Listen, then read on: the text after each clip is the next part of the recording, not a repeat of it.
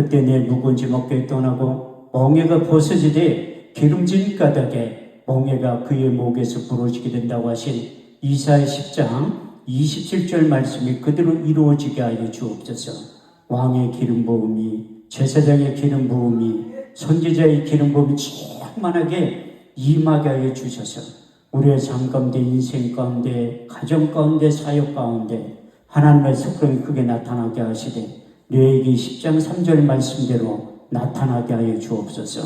하나님을 가까이 하는 자에게 내 거룩함을 나타내겠고 온 백성 중에서 내 영광을 나타내 보여주신다고 하신 레위기 10장 3절 말씀이 그대로 이루어지게 하여 주셔서 우리의 남은 생에 하나님의 속을 시원케 이루는 삶이 될 수 있도록 축복하시고 역사하여 주옵소서. 충성된 사자는 자기를 보내신 이에게 마치 주수한 날의 얼음 냉수 같아서 능히 그 주인의 마음을 시원케 드린다고 하신 잠언 25장 14절 말씀이 경험이 되게 하시고 체험이 되게 하여 주옵소서. 우리의 예배를 받아 주옵소서. 예수님의 이름으로 기도합니다. 아멘. 할렐루야. 반갑습니다. 우리 서로 다 같이 인사하겠습니다. 주님이 자리에 계십니다. 다시 한번 하겠습니다. 좋은 일이 일어납니다. 아멘 하시는 분들에게 이 밤에 좋은 일이 일어나게 될 줄 믿습니다. 지금 아멘 하시는 분들에게 하나님의 더 큰 은혜가 임하게 될 줄 믿습니다. 신명기 27장 말씀을 보면 내 백성아 너희가 내 말에 응답하여 아멘 할지어다. 내 백성아 너희가 내 말에 화답하여 아멘 할지어다. 성경은 우리가 아멘만 잘해도 하나님께 영광을 돌리게 된다고 고린도서 1장 20절을 이렇게 말씀하고 있습니다.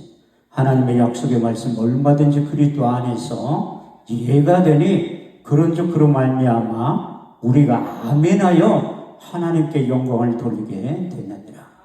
여기에 서 있는 강사의 말로 들어와지 아무런 의미도 없어요. 저는 실력도 없고 능력도 없지만 그렇지만 제 입을 통하여 선포되는 하나님의 약속의 말씀은 반드시 요한복음 6장 63절 말씀대로 될 줄 믿습니다. 살리는 것은 영이니 육은 무익함이라. 내가 이른 말이 영이요 생명이 될 줄 믿습니다. 더 나아가 시편 107편 20절에서 21절 말씀을 보면 저가 그 말씀을 보내 저희를 고치사 이경에서 건져내시는도다. 주의 인자하심과 인생에게 행하신 기이한 일들을 인하여 주를 찬송하게 된다고 하신 약속의 말씀이 그대로 이루어지는 밤이 될 줄 믿습니다. 하나님 지금도 예배자들을 찾고 계세요. 우리 주님께서 사마리아 여인에게 찾아가서 예배의 민주화를 시킨 다음에 아주 이런 유명한 말씀을 하셨는데 여러분들이 잘 알고 있는 요한복음 4장 23절에서 24절 말씀을 보면 하나님께 참으로 예배하는 자들은 신령과 진정으로 예배할 때가 오나니 지금이 곧 그때라. 아버지께 자기에게 예배하는 자들을 찾으시니라. 하나님은 영이시니 예배하는 자가 신령과 진정으로 예배를 드려야 된다고 성경은 말씀하고 있습니다. 그 예배라는 단어가 처음 어디에 등장하냐면 창세기 22장 5절에서 6절 말씀에 등장하는데 내가 아이와 저기 가서 예배하고 너희에게 돌아오리니 이에 아브라함이 번제나무를 가져다가 그 아이 이삭에게 지우고 자기는 손에 칼과 불을 가지고 동행했다고 말씀하고 있습니다.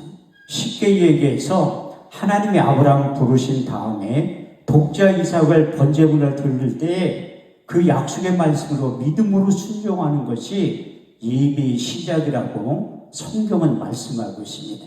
히브리 원문에 보면 그 예배라는 단어가 두 가지의 뜻을 내포하고 있습니다. 샤라는 낱말인데 무릎 꿇고 하나님께 복종하다. 무릎 꿇고 하나님 앞에 순종하다.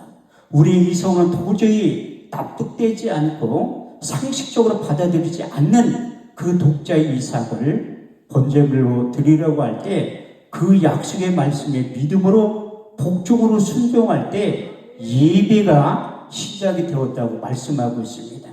우리가 처음 코로나19가 시작됐을 때 정부에서 예배 드리지 말라고 하는 그런 시절이 오리라고는 전혀 상상도 못한 일들이 우리의 삶 가운데 일어났어요. 그 코로나19가 조금 시작할 때 인천의 모 지역에서 떠들썩하게 언론에서 8시 뉴스, 9시 뉴스에 등장하실 때 그 중심에 저도 있었는데 참 신기하게 언론사에서 제 이름만 싹 빼놓고 다른 목사님들만 다 등장하더라고요. 그때 토요일 날 그 인천의 모 교회에서 예배를 드린 거예요. 그때 약 30명의 사람들이 모여 있었는데 앞에서 찬양 인도하는 목사님들도 코로나 확진자야. 사회볼 목사님도 코로나 확진자. 나 갈 때 떡 먹으라고 그 사모님이 떡 준 그 사모님도 코로나 확진자. 제가 예배를 끝나고 이제 그 교회에 딱 갔는데 모 시청에서 연락이 온 거예요.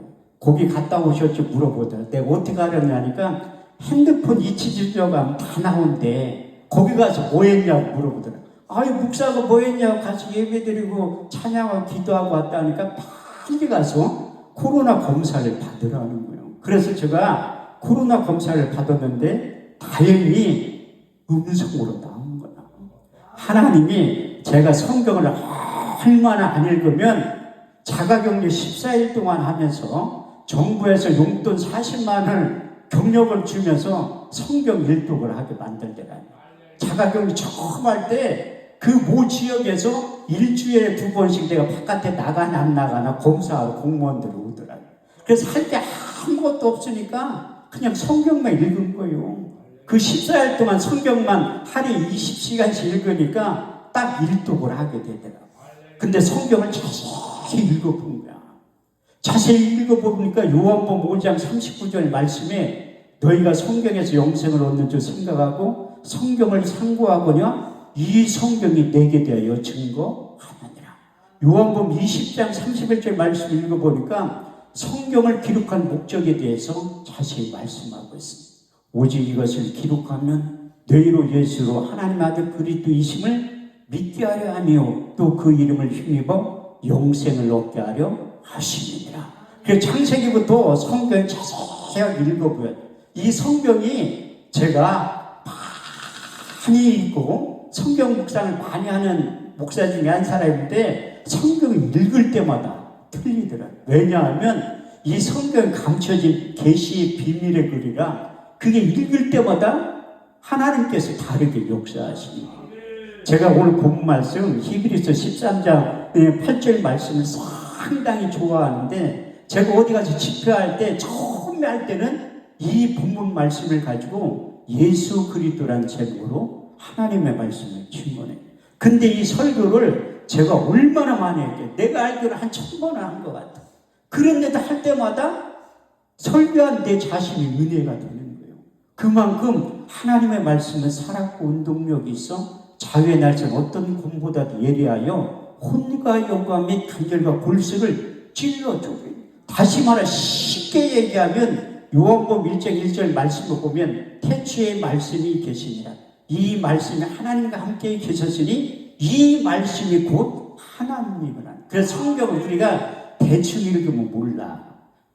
이사야 34장 16절 말씀을 보면 너희는 여호와의 책을 자세히 읽어보라. 이것이 하나도 빠진 것이 없고 짝이 없는 것이 없으리니 이는 여호와의 신이 이를 모으셨고 그의 신이 이것들을 하나님의 영으로 감동된 자들을 통해서 성경을 기록하게 만든 거예요. 그래서 신약 성경은 성경이라고 말씀하고 있지만 구약 성경은 여호와의 책이라고도 말하고 모세의 글과 선지자의 글과 시편이라고 말씀하고 있어요.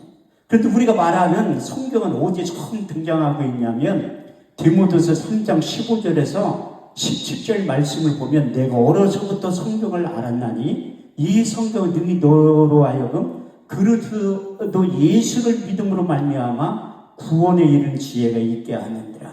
모든 성경은 하나님의 감동으로 된 것으로 교훈과 책망과 바르게 함과 의로 교육하기에 유익하니 이는 하나님의 사람을 온전케 하며 모든 선한 일을 행하기에 완전케 하려 하십니다.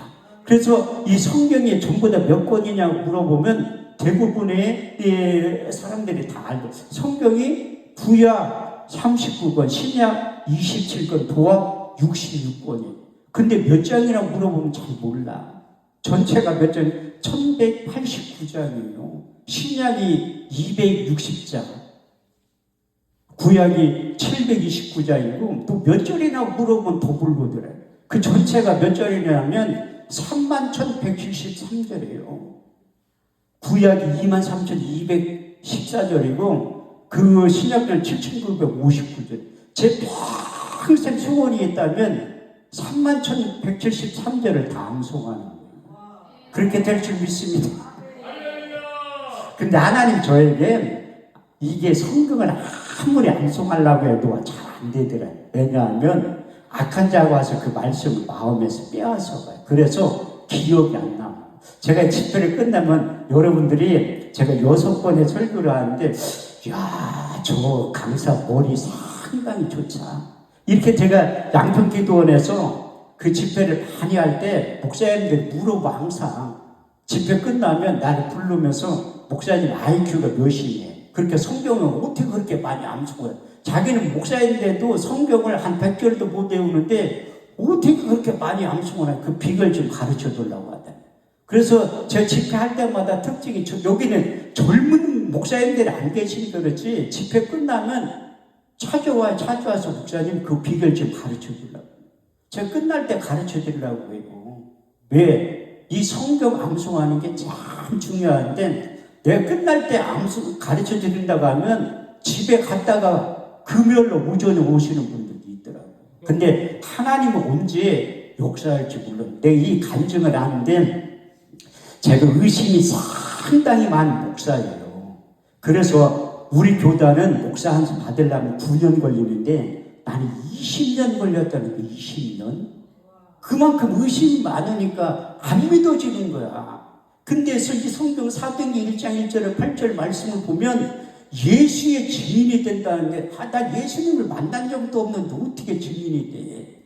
사도행전 1장 1절에 8절 말씀을 보면, 데오빌랴, 내가 먼저 쓴 글에는 예수께서 행하심에 가르치기를 시작하신부터 택하신 사도들의 성령으로 명하시고 승천하신 일까지 이를 기록하였느라. 사도와 같이 보이사 저에게 분부하여 가라사대 예루살렘을 떠나지 말고 너희들은 아버지의 약속하신 것을 기다려라. 요한은 물로 세례를 베풀었으나 너희는 몇 날이 못되어 성령으로 세례를 받게 될 것이다. 저희가 모였을 때 예수께 여쭤 가로되 주께서 이스라엘 나라를 회복하시니 이때니까 하니, 예수께서 가라사대 때와 기한은 아버지의 자기의 권한을 두었으니 너희는 알 바 아니요 오직 성령이 너희에게 임하시면 너희가 권능을 받고 예루살렘과 온 유대와 사마리아 땅끝까지 이르러 내 증인이 될 것이다. 그 증인이란 헬라어 원문에 보면 말투스인데, 난 예수님을 만난 적이 없다니까요. 근데 어떻게 목회를 시작해? 그런데 목회 시작하기 전에 성서 속에 현장 연수를 갔다 온 거예요. 남들 성지순례라고 하는, 나는 좀 고급단을 써가지고 성서 속에 현장 연수를 갔다 온 거예요. 우리 딸내미 초등학교 다닐 때 데리고 간 거야. 목회 시작하기 전에.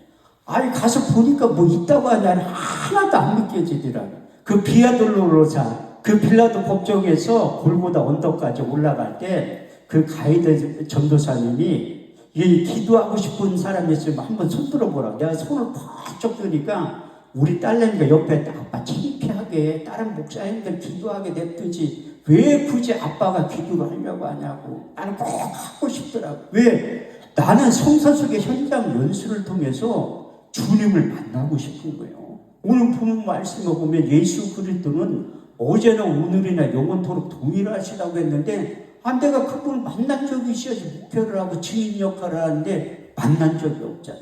그러니까 내가 빌라도 법정에 올라가기 전에 이 기도를 하는데 이 말씀을 묵상하고 기도를 하기 시작. 이사야 53장 1절에서 6절. 우리의 전한 것을 누가 믿으느냐? 여호와의 발이 네게 나타나면요, 그는 주 앞에서 자라나기를 유언한 순 같고 마른 땅에 난 줄기 같아서 곤 모양도 없고 풍채도 없은즉 우리 보기에 흠모할 만한 아름다운 것이 없도다. 그는 멸시를 받아 사람에게 실어버림 받았으며 간구를 많이 겪었으며 질구를 하는 자라. 마치 얼굴을 가리우고 사람을 바라보지 않음을 받는 자 같아서 멸시를 당하였고 우리도 그를 귀히 여기지 아니하였도다.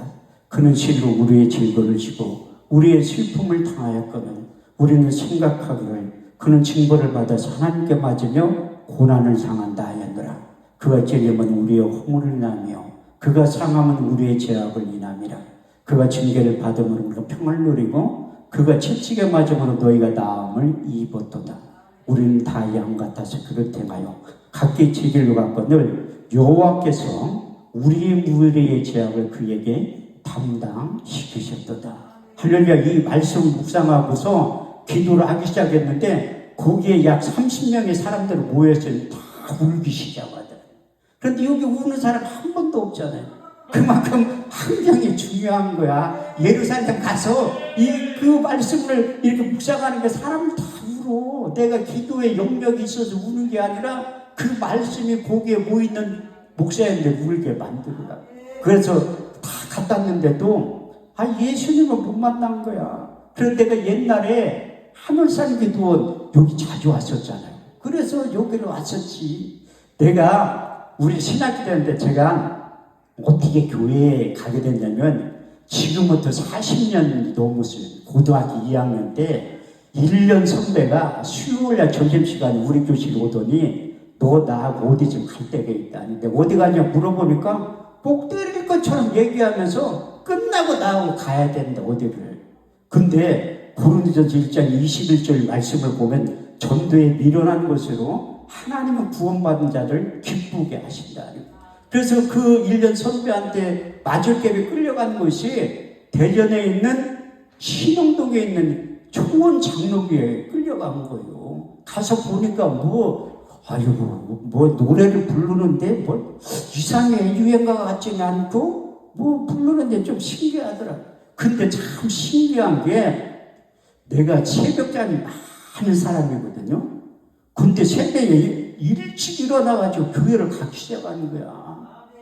뭔가요 보이지 않은 힘에 이끌려가지고 그때부터 한 번도 안 빠지고 새벽 예배에 참석한 거예요. 근데 고등학교 3학년 때 나는 그 목사님 잊어먹지도 않아. 미국에서 오신 목사님 옛날에는 부흥회를 지금처럼 짧게 안 했어요. 주일날 저녁에 시작해서 토요일날 새벽까지 부흥회를 하는 거야. 그때 그 강사 목사님이 주일날 저녁에 나를 부르더니 금천아 나 학교 가니까 낮에 예배는 참석 못하지만 저녁 때 새벽 예배는 꼭 참석하라는 거야.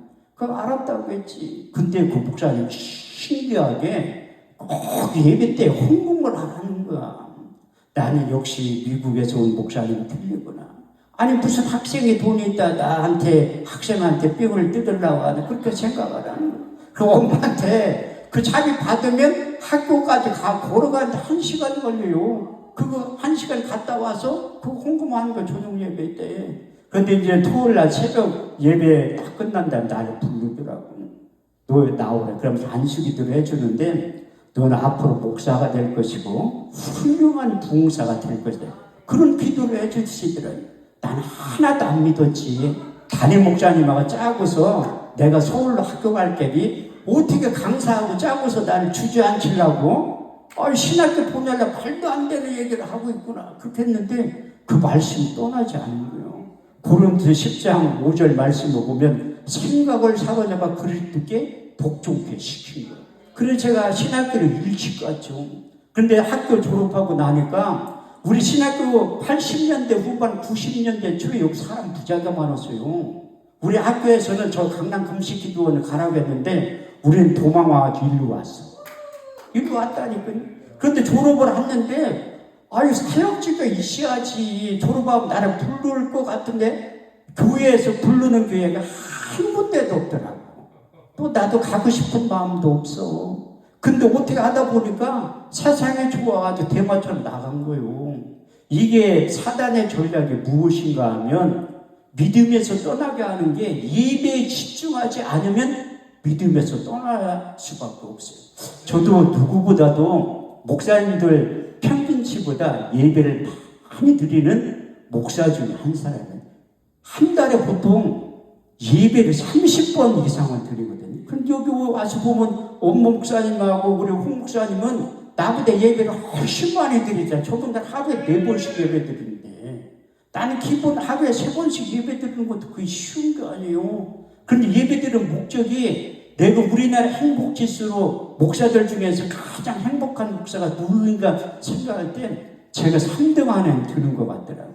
왜냐하면 예배 드릴 때만큼 걱정건시 하나도 없다니까요. 저 무슨 일이 생길 때마다 눈 감고 기도해. 그러면 다 해결될 것 같아. 눈 뜨면 현실은 똑같아.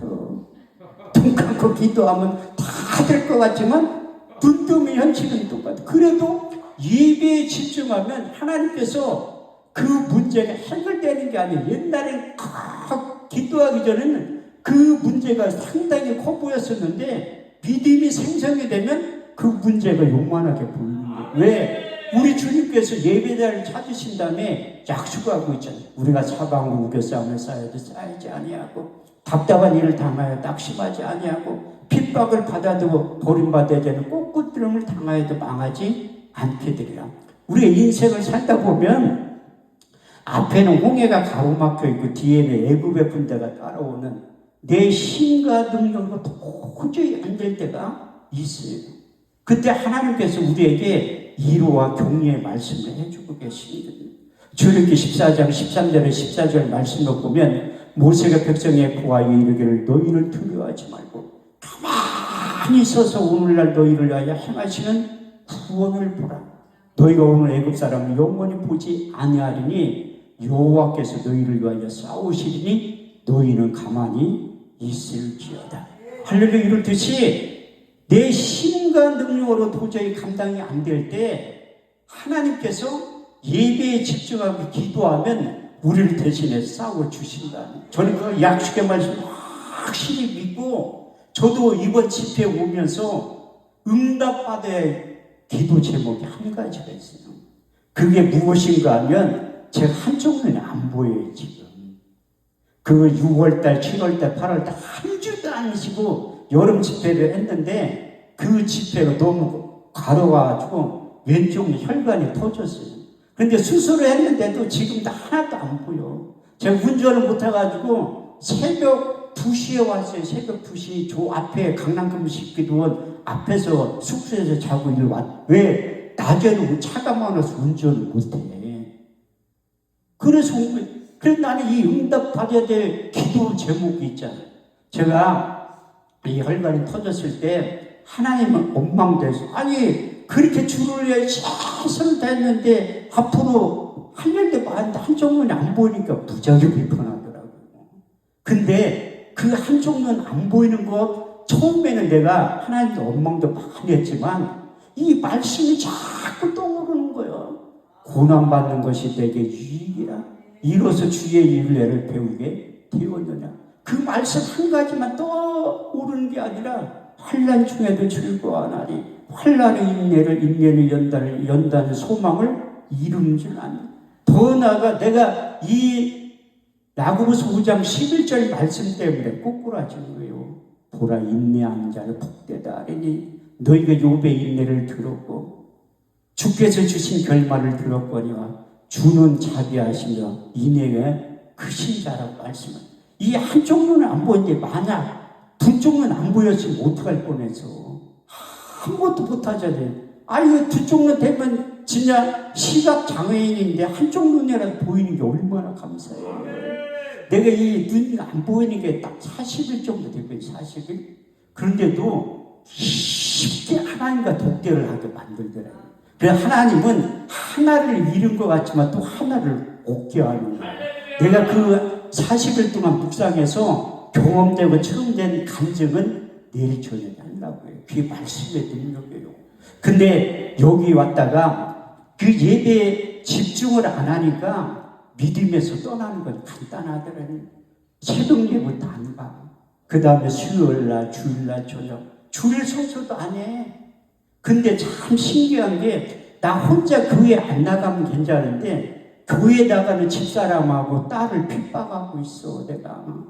아니 우리는 신학교 다닐 때 삼각산 자주 갔어요. 삼각산도 일주일에 한 번씩. 나는 가고 싶은 마음 하나도 없었는데 왜 갔냐면 아이고 학교 커리큘럼 안에 일주일에 한 번씩 가는 거야. 막차 타고 올라가면 도망가고 싶어도 못 가. 새벽 첫차 다닐 때까지. 지금 같으면 오지 몰래 도망오지. 즉사 체크만 하고. 근데 그때는 차가 없으니까 싫으나 좋으나 아이고 삼박산 끌려 올라가면 그것도 훈련이라는 거 훈련. 근데 예배에 참석 안 하니까 신앙생활 열심히 하고 우리 집사람들 교회 못 가게 하는 거예요. 근데 하나님 때가 된 거예요. 때가. 내가 그 김원석 목사님을 통해서 하나님의 자녀에서 주님의 제자로 나를 불렀지만 내가 세상 가운데 있으니까 가장 사랑하는 사람을 통해서 회개하게 만들더라고요. 저는 훌륭한 목사가 아니거든요. 근데 그때 처음으로 하나님의 음성을 들은 거야. 너 목회할래? 내 딸 데려갈까? 제가 딸 하나 있거든요. 32살 먹은 딸이 딸 하나 있는데 그 아이를 통해서 내가 회개하고 돌아온 거예요. 그때 내가 집에 딱 들어간 게 집사람이 회개할 때가 됐다는 거야. 아니 뭘 회개할 때가 되면 자기가 하나님의 음성을 들었대. 나도 속으로 깜짝 놀랐는데 그때가 언제냐니까 내가 들었던 시간하고 거의 비슷하더라고요. 그래서 회개할 때가 됐는데 그래서 옛날 생각이 나더라고요. 그래서 여기 한옥산 기도로 온 거예요. 왔는데 아유 지금으로부터 21년 전이에요. 21년 전. 여기 딱 와서 보니까 들어온 입구가 안 보여. 지금도 잘 안 보이잖아. 세 바퀴를 돌 때도 내 생각으로는 아직 회개할 때가 안 된 것 같아. 회개할 때가. 근데 네 바퀴 때 돌 때 보이는 거예요. 그래서 딱 왔네. 그때는 사람 많았었잖아요. 와서 보니까 숙소를 하는데 이 점심 안 먹었잖아요. 아침도 안 먹고. 그래서 내가 청풍 시내에 가서 밥 먹고 딱 들어오니까 그때 뭐 방을 같이 쉬어야 되는데 알았다고. 그래서 같이 쓰는데 내 2시 예배에 참석하려고 했는데 이 찬양 소리는 나는데 들어가고 싶은 마음이 하나도 없더라고. 왜? 아니 몇 년을 신앙생활 믿음에서 떠났는데 나하고는 전혀 상관없다고 생각하죠. 근데 저녁 때도 저녁 먹고서 이렇게 예배에 참석을 하는데 요 바깥에서 왔다 갔다 하는 거 여기 안 들어와. 근데 저녁 예배 끝날 때도 안 들어와. 근데 이렇게 하나님이 코 껴가지고 요 뒤에 잣나무에 기도통에 끌려간 거예요. 그때 한 9시 반쯤 됐는데 꼭 부러진 거야. 거기서 내가 사람의 눈에서 눈물을 그렇게 많이 흘린 게 처음 느낀 거야. 새벽까지 우는 거예요. 새벽까지. 아니 그렇게 난 눈물이 없는 사람이거든요. 물론. 근데 눈물이 새벽까지 콧물까지 흘리면서 그렇게 눈물을 많이 흘렸는데 그때 육의 신비에 새긴 첫 번째 말씀이 갈라디아 2장 20절. 내가 그리스도와 함께 십자가에 못 박혔나니 그런즉 이제는 내가 산 것이 아니요 오직 내 안에 그리스도께서 사신 것이다. 이제 내가 육체 가운데 사는 것은 나를 사랑하사 나를 위하여 자기 몸을 모르신 하나님의 아들을 믿는 믿음 안에서 살게 될 것이다. 두 번째 새겨진 말씀이 로마서 12장 11절에 15절 말씀이 부지런하여 게으르지 말고 열심을 품고 주를 섬겨라. 소망 중에 즐거워하며 환난 중에 참으며 기도에 항상 힘쓰며 성도들을 쓸 것을 공급하며 손 대접하기를 힘쓰라. 너희를 핍박하는 자를 축복하라. 축복하고 저주하지 말라. 즐거워하는 자들 함께 즐거워하고 우는 자들 함께 울라. 세 번째가 로마서 14장 8절 말씀. 우리가 살아도 주를 위하여 살고 죽어도 주를 위하여 죽나니 우리가 사나 죽으나 주의 것이다.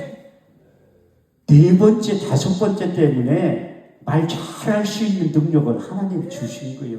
우리가 7남매 중에 사형제거든요. 근데 이 가끔가다 형제끼리 모여 식사를 할 때가 있어. 우리는 주문도 말로 잘 안 해요. 메뉴판 보고 이거 돌라고 하지. 30분 동안 식사하고 나갈 때 주인 아줌마가 봉어리 아니었냐고 물어봐. 그만큼 말을 안 한다니까. 가끔가다 동생이 목동에 사는데 연락이 와. 형 보고 싶으니까 놀러 오라. 그럼 교회로 오라고 하면 저 교회는 절대 안 와. 내가 바빠서 못 간다고 하면 형 용돈 드릴 테니까 오래. 그럼 얼른 신방을 같이 돈 준다는데 신방을 딱 가면 그 동생도 조카가 다 결혼했으니까 부부만 살잖아요. 형 왔어요? 잘 있었냐? 그게 끝이야. 얼굴만 쳐다보면 2시간 동안 있어요. 재수 씨가 답답해 죽겠대. 아니 오랜만에 형제들 만났으면 얘기를 해야지 왜 얼굴만 쳐다보. 아 재수 씨가 상당히 똑똑한 여자예요. 서울대 나왔으니까 상당히 똑똑하지. 근데 60 다 되니까 중학교 나온 큰 누나하고 똑같아. 학력 수준이. 여러분들 걱정할 거 하나도 없어. 서울대 안 나왔다고 신경 쓸 거 중국도 하나도 없다니까. 아이고 중학교 나온 사람 똑같은데 서울대. 어떻게 보면 생활의 지혜는 중학교 나온 큰 누나가 훨씬 연륜이라고 무시 못하고 훨씬 낫다니까. 근데 제가 왜 이 얘기를 하냐면 하나님이 말 잘할 수 있는 능력도 줬다니까요. 주님을 만나면 말 잘할 수 있는 능력에 대해서 내가 내일 저녁에 설교하려고 해요. 말 잘할 수 있는 능력 하나님이 주야지 잘하는 거라니까. 근데 내 하나님께 육의 신비의 세계입니다. 바울도 말을 상당히 못했대. 성경에 보면 말 못하는 사람이 누가 써있냐면 유일하게 한 사람 써있어요. 바울이야. 고린도 후서 10장 10절 말씀을 보면 그 편지는 중하고 힘이 있으나 그 몸으로 대할 때 말에는 시원치 아니하니라. 아유 말을 얼마나 못했으면 말 못한다고 써놨어. 본인도 그렇게 고백해요. 고린도 11장 6절 말씀을 보면 나는 말에는 좋으나 지식에는 그렇지 아니하니라.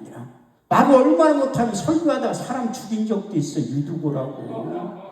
저는 설교 21년 하면서 한 번도 사람 죽인 적은 없어요. 존귀할 수 있는 능력은 있어도 죽인 적은 한 번도 없다니까. 근데 하나님도 바울에게 말 잘할 수 있는 능력을 주신 거예요. 고린도서 2장 4절에 5절 말씀을 보면 내 말과 내 전도함이 지혜의 권하는 말로 하지 아니하고 다만 성령의 나타남과 능력으로 너희 믿음이 사람의 지혜 하나님의 능력 가운데 있게 하려 하였노라. 고린도서 2장 4절 5절 말씀을 육의 신비에 새겨주신 거예요. 또 한 가지의 말씀은 잠언 30장 6절 말씀이야. 너는 그 말에 더하지 말라. 그가 너를 책망하시겠고 너는 거짓말하는 자가 될까 두려우니라. 제가 설교를 21년째 하는데 설교하기 전에 기도할 때 진실만을 말하게 해두려고 기도하는 거예요. 저도 저 자신을 모른다니까. 저도 사역을 오래 하다 보니까 이만한 사건을 크게 뻥튀기 할 때가 있어요. 그래서 나도 내 자신을 몰라가지고 진실만을 말하게 해두려고 기도하는 거예요. 근데 제가 이번 한 주간 성회를 통해서 하나님이 내 눈을 확실히 고쳐주시는 그 믿음이 생성이 된 거예요. 이 혈관이 터져가지고 내가 오전 예배에 박현신 목사님이 우리 단체에 같이 일하는 목사님이라 내가 격려차 오전에 온 거예요. 근데 이 전조가 보이기 시작해서 새카만 것만 보였었는데 그게 거의도 없어지고 이제 우리가 안경 성에 낄 때 그렇게 보이듯이 그렇게 보인다니까요. 의사는 이게 수술을 했어요. 의사도 내가 솔직히 물어봤어. 천대이학으로 이거 고칠 수 있는 방법이냐 하니까 경과를 보여야 하는데. 아니 내가 수술한 지 2주가 다 됐는데 하나도 안 보이는데 의미가 없는 거지.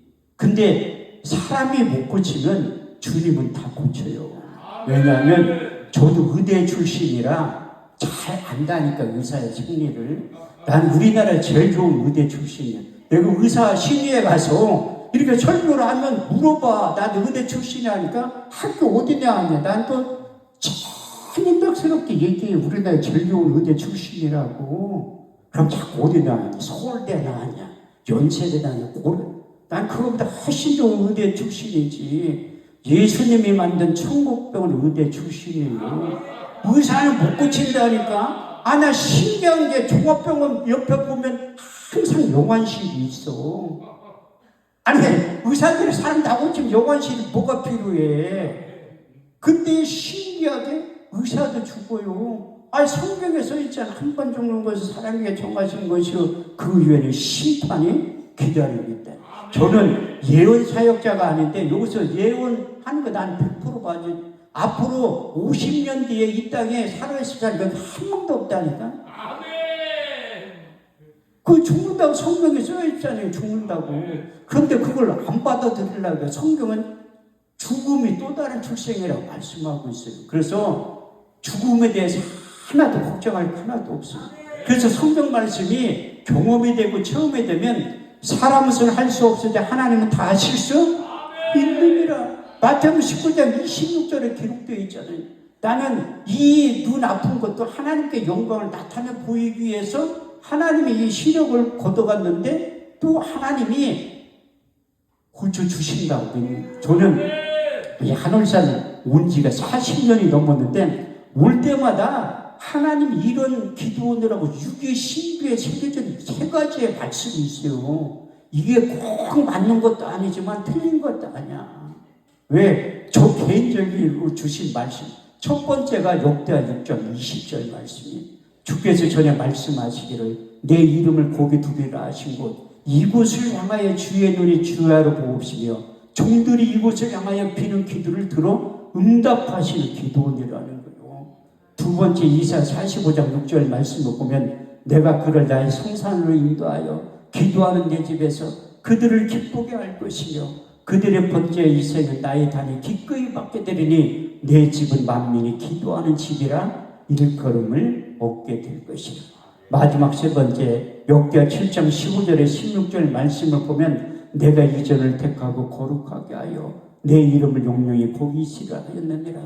내 눈과 마음이 항상 여기에 있느니라.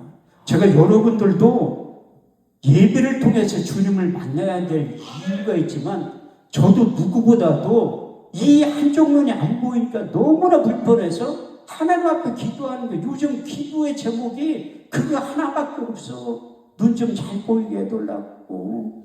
저는 기도를 많이 하는 목사는 아니에요. 우리 교회 성도들도 목사님은 그렇게 기도를 많이 안 하는 것 같대. 또 제가 기도하는 원장이거든요. 우리 기도 오는 분들도 아유 원장님은 기도를 하나도 안 하는 것 같아. 안 볼 때 다 안다니까. 안 볼 때.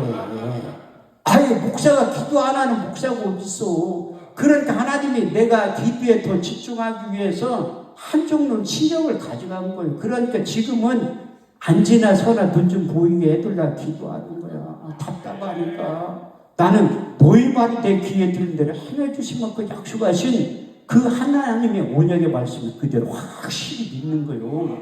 나는 이 하나님의 말씀이 약이라는 걸 경험하고 처음. 그래서 내가 당당하게 의대 출신의 한 간증이 있기 때문에. 그렇지 오늘 이 간증 한 가지만 하고 마치려고 하는데 오늘 설교 많이 하면 여러분들이 내일부터 올 것 같아요. 집에 다 같이.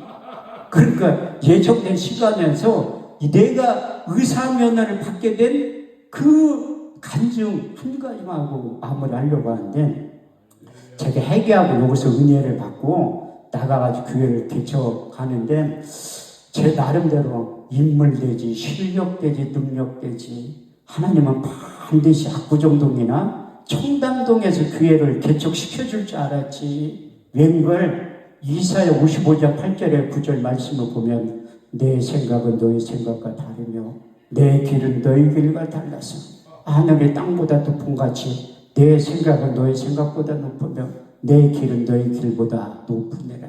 제가 분당에 15년 살았는데 지금의 태평사동 그렇게 못 사는 동네가 있는지조차도 몰랐어요.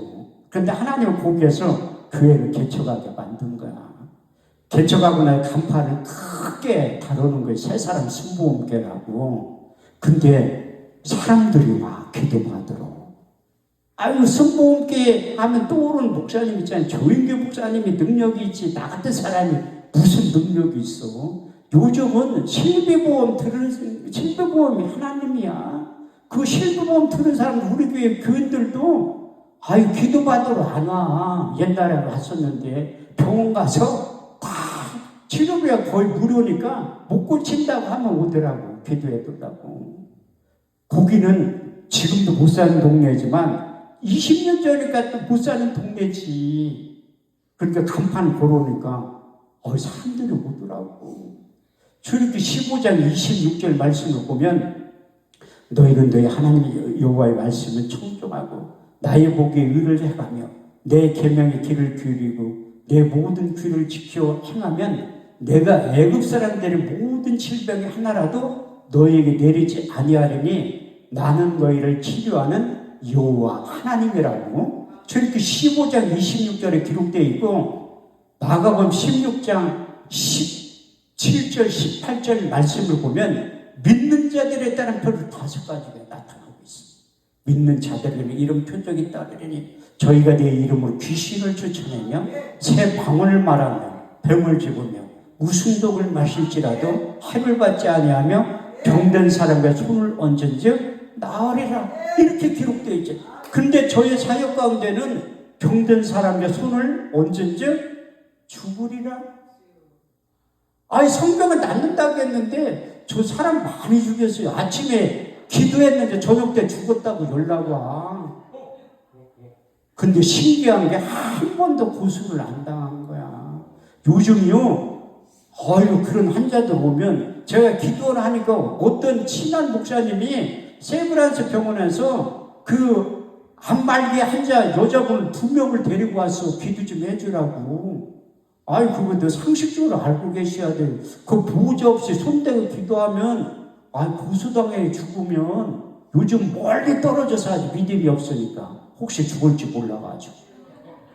진짜라니까 지혜롭게 아셔야 돼. 근데, 너무나 괴로운 거, 성경은 써있잖아. 병든 사람의 손을 언제 좀 낫는다고. 제가 출애굽기 15장 26절 고등학교 때 2학년 때 암송했던 말씀 수만 번을 외웠을 거 아니야. 그건 너무 괴로운 거야. 근데 하나님이 내가 너무 괴로워하니까 천국병원 의대에 나를 입학을 시키고, 앞에서 할머니가 찾아와서 기도 좀 해둘래. 자기가 신부전증 환자인데 목사님이 기도해 좀 나실 것 같대. 나는 기도 못한다고 해서 오랜만에 새신자가 왔는데 안수해서 죽으면 어떻게 해. 죽으면 어떻게 해. 오랜만에 새신자가 왔는데. 그래서 투석 어디로 받으러 가니까 개포동으로 간다는. 그러면 할머니 새벽 예배 끝나고 오세요. 내가 모셔다 드릴 테니까. 목사님 바쁜데 어떻게 자기를 태워대니. 나 하나도 안 바빠요. 신방을 가고 싶어도 신방 받을 사람이 우리 집사람하고 딸밖에 없어요. 딸밖에. 내가 목회하면서 딱 한 번 하나님을 원망해 본 적이 있어요. 우리 딸 때문에. 우리 딸내미가 아빠 우리는 언제까지 이렇게 살 거야? 집도 없이 언제까지 이렇게 살 거야?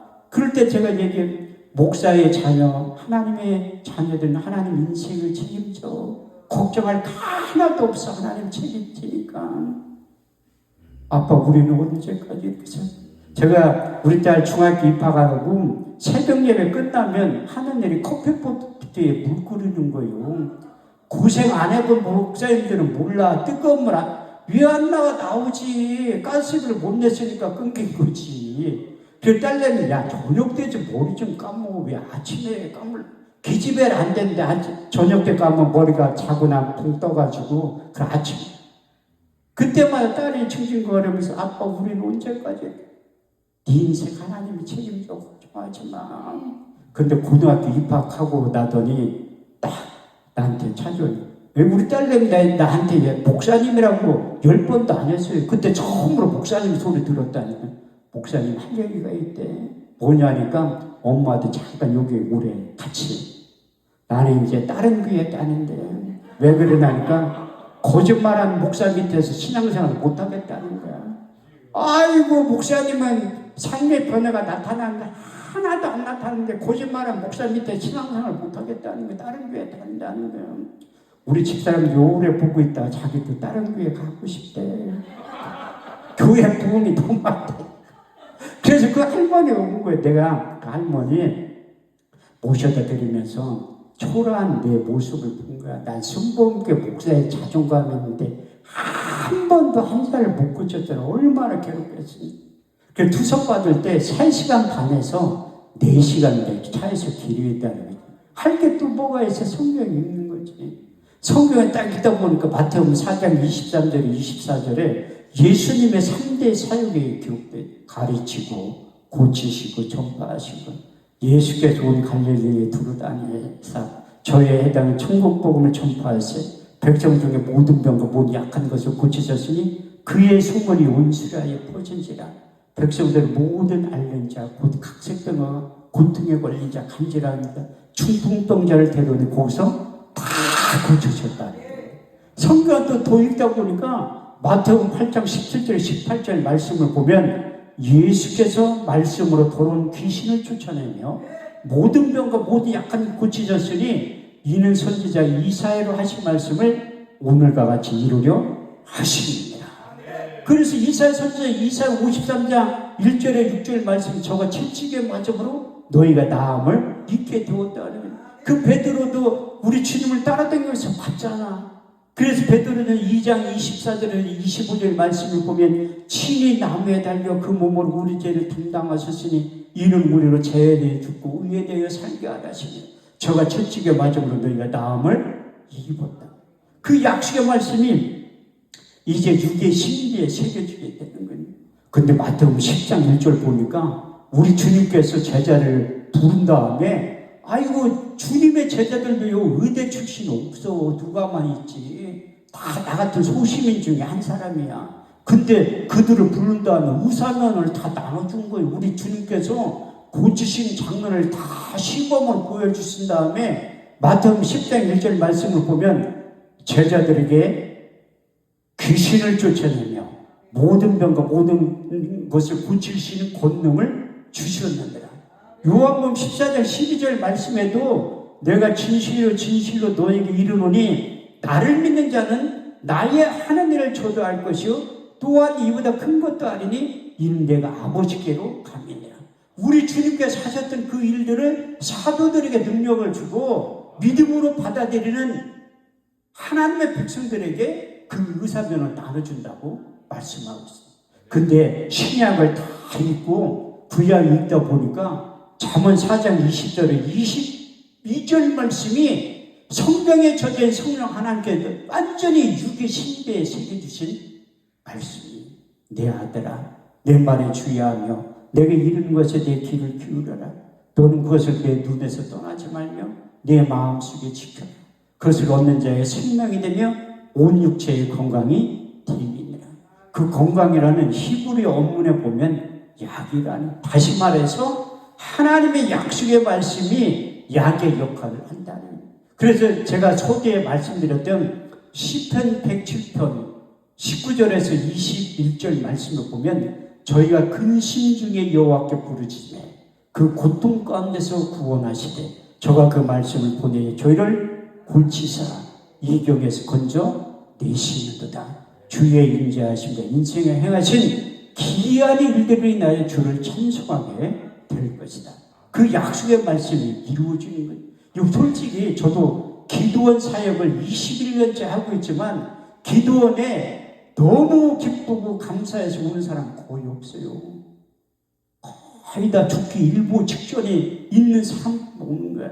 제가 왜 기도원 사역에 집중하게 됐냐면 하나님이 양평 금식 기도원에 갔을 때 그 집회 끝나고 나서 어떤 여자분 찾아와서 유서를 보여준 거예요. 여기에서 응답받지 못하면 내려가 자살해 죽는다는. 난 정신이 번쩍 난 거예요. 이 안에는 누군가 죽고 사는 사람이 있겠구나. 이 자리에도 누군가 죽고 사는 사람이 있어요. 그것은 당사자 외에는 모르는 거예요. 그래서 하나님 앞에 예배에 집중하면 하나님께서 저의 연약한 부분을 친히 담당하시고 고쳐주신다고 약속의 말씀으로 믿음으로 받아들일 때 여러분들에게 그 형편과 처지 저는 모르지만 우리 주님께서 다 알고 계세요. 이영근 원장님이 여러분들을 초청한 것이 아니고 제가 여러분들을 초청한 것이 아니고 이영근 목사님 원장님 함께 계신 우리 주님께서 여러분들을 초청해 주신 거예요. 우리 주님께 초청하시면서 하신 말씀이 있잖아요. 수고하고 무거운 짐진 자들아 다 내게로 오라. 내가 너희를 편히 쉬게 하리라. 나는 마음이 온유하고 겸손하니 나의 멍에를 메고 내게 배우라. 그리하면 너희 마음은 힘을 얻으리니 내 멍에를 잡고 내 짐은 가볍게 된다고 하는 이유가 경험이 되고 처음이 돼야 돼요. 제가 기도원 가서 매 그 병자 치유하는 거하고 그 물질 축복에 대해 설교하는데 그 공통본부가 가장 절실한 게 병 고침 받는 거. 또 한 가지는 이게 물질 축복 받는 거. 또 한 가지는 그 가정사, 남편의 문제, 아내의 문제, 자녀의 문제, 부모의 문제. 그래도 제가 방송인 출신이잖아요. 구TV에 10번 출연해 봤다니까요. 10번. 그 평창 목사님의 교회 가서 집회하다 보니까 구TV에 한번 출연 좀 해보래. 근데 나는 내 출연하면 난 강사료를 줄 줄 알았더니 또 돈을 내는 거래. 돈 내고 하니까 내가 그 평생 전화할 걸 6개월 동안 다 한 거요. 그 야베스의 기도에 출연했는데 그 사람들이 나는 고생한 게 하나도 아니오. 그 사람들 그 얘기 들어보면 나는 고생한 게 전혀 아니오. 내가 힘들고 어려울 때 그 사람들의 간증을 들으면 나는 순탄한 세월을 살고 있구나. 그런 얘기를 하는 거예요. 왜? 여러분들이 아무리 힘들고 어렵다 할지라도 하나님을 만나고 우리 주님을 만나면 여러분들이 변하여 새 사람이 돼서 제2의 인생, 제3의 인생을 다시 시작하게 된다고 성경은 말씀하고 있습니다. 그래서 성경은 이렇게 너희는 이전 일을 기억하지 말라. 옛적 일을 생각하지 말라. 보라 내가 새 일을 행하리니 이제 나타날 것이라. 정령이 너희가 그것을 알지 못하겠느냐. 내가 광야의 길을 사막의 강을 댄다고 하신 그 약속의 말씀을 우리에게 주시고 새 일을 하게 만드는 거예요. 아유 목사님 내가 나이가 몇 살인데 이제 와서 무슨 새 그런 사람들 때문에 짝이 있는 말씀이 예비해 놓은 게 있으니 이사야 40장 29절에 31절 피곤한 자에게 능력을 주시며 무능한 자의 힘을 동하시나니 소년이라도 피곤하면 곤비하며 장정이라도 넘어지며 자빠지되 오직 여호와를 앙망한 자는 새 힘을 얻으리니 독수리 날개처럼 올라가면 같을 것이요 다른 박제라도 곤비치 않게 걸어가도 피곤치 아니하리라. 그래서 하나님께서 우리와 새 일을 하기를 원하시는데 하나님 우리에게 일 시킬 때 연장 없이 시키는 분이 아니에요. 여러분들이 연약한 부분이 다 알고 있기 때문에 그걸 채워주신다고 말씀하고 있어요. 그래서 사도 바울이 그가 사역 마지막 부분에 가서 3차 전도 여행을 마치고 고린도 전후서를 로마서에 기록했는데 고린도후서 6장 19절에서 20절 말씀을 보면 문명하는 자 같으나 유명한 자요 죽은 자 같으나 보라 우리가 살고 징계를 받은 자 같으나 죽임을 당하지 아니하고 근심한 자 같으나 항상 기뻐하고 가난한 자 같으나 많은 사람들을 부유케 하고 아무것도 없는 자 같으나 모든 것을 소유한 자로 만들어 주셨던 사도 바울에게 끊임없이 이로부터 공급이 내려왔다고 고백하고 간증하고 있습니다. 빌립보 4장 19절 말씀을 보면 나의 하나님의 그리스도 예수 안에서 영광 가운데 그 풍성한 대로 너희 모든 쓸 것을 채우시고 공급해 주신다고 말씀하고 있습니다. 그 전능하신 하나님께서 세운 강사의 입을 통해서 이렇게 말씀하고 있습니다. 두려워 말라 내가 너와 함께함이라. 놀라지 말라 난 너희 하나님이 됩니다. 내가 너를 굳세게 하리라. 참으로 나의 오른손으로 너를 붙들어 주시리라. 그 전능하신 하나님이 기도하면 응답하신다는 여러분들 잘 알고 예레미야 33년 2절에 3절 말씀을 보면 이를 행하는 여호와 그것을 지어 성취하는 여호와 그 이름을 여호와하는 자가 이같이 말하노라. 너는 내게 부르짖으라. 내가 내게 응답하겠고 내가 알지 못하는 크고 비밀한 일을 너에게 보여주신다니. 이것만 해도 고맙고 감사한데 우리 주님께서 자기 이름의 명예를 걸고 너희가 무엇이든 내게 구하면 내가 시행하리라. 요한복음 16장 23절에서 24절 말씀을 보면 너희가 무엇이든지 아버지께 구하면 내 이름으로 주시리라. 너희가 이제까지 아무것도 구하지 아니하였으나 구하라 그리하면 받으리니 너희 기쁨이 충만하게 되리라. 우리가 기도하면 우리 주님께서 일하시고 우리가 기도하면 하나님께서 응답해 주신다고 약속하고 있습니다. 그런데 우리가 미처 빼놓고 하는 기도도 성령 하나님께서 우리를 대신해서 중보 기도해 주신다고 약속하고 있습니다. 로마서 8장 26절에서 27절 말씀을 보면 이와 같이 성령도 우리의 연약함을 도우시나니 우리가 마땅히 필바를 알지 못하나 오직 성령이 말할 수 없는 탄식으로 저희를 위하여 친히 간구하시니라. 마음을 감찰하시니라. 성령의 생각을 하시나니 이는 성령이 하나님의 뜻대로 성도를 위하여 간구하시니라. 저도 여러분들의 기도 제목 알지 못하지만 여러분들을 초청하는 우리 주님이 다 알고 계세요. 우리가 찬송가 내 구주 예수를 더욱 사랑 부르는 다음에 우리가 통성으로 기도할 때 여러분들의 기도 제목 1번부터 10번까지 하나님께 반드시 응답해 주실 줄 믿습니다.